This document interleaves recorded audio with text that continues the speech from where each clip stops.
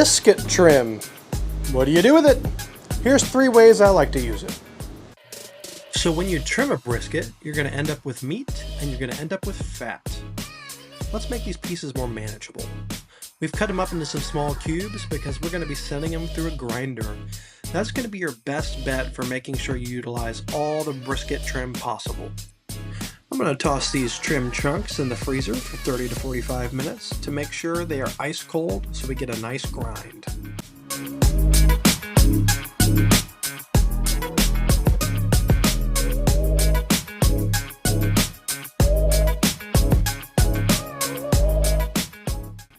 Now that we've got some nice ground brisket, let's make a smash burger.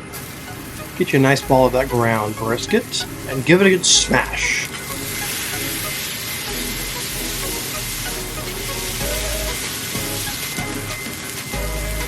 Now we're going to season it up really nicely with some salt and coarse pepper and a little bit of seasoned salt.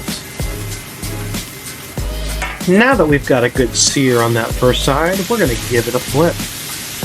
Then we're going to top it with some cheese. You can use pepper jack, American cheese. I'm using Colby Jack here. Then we're going to get the plancha all steamed up and put a bowl on top to get that cheese nice and melty.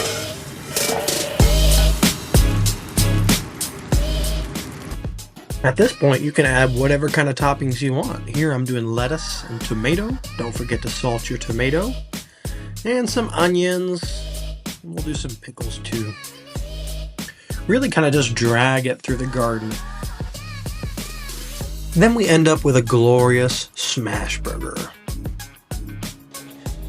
The next way I like to use our brisket trim is to make sausage. I'm running some ground brisket and some ground pork through here.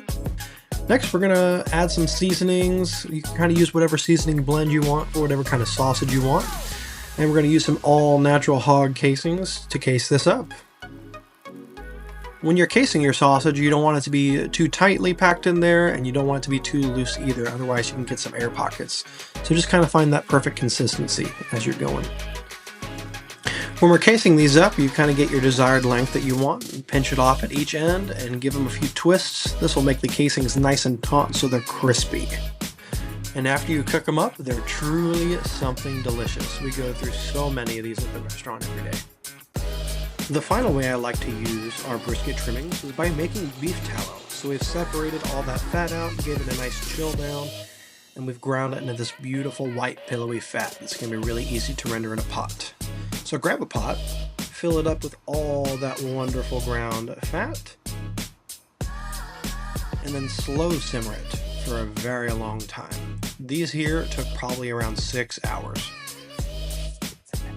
You'll know your tallow is fully rendered out when all of your fat has turned brown and crispy like this, and your liquid is a nice yellow clear color. So that was 3 ways I like to use brisket trim. Let me know how you like to use your brisket trim down in the comments below. And as always, thank you very much, and we'll see you next time.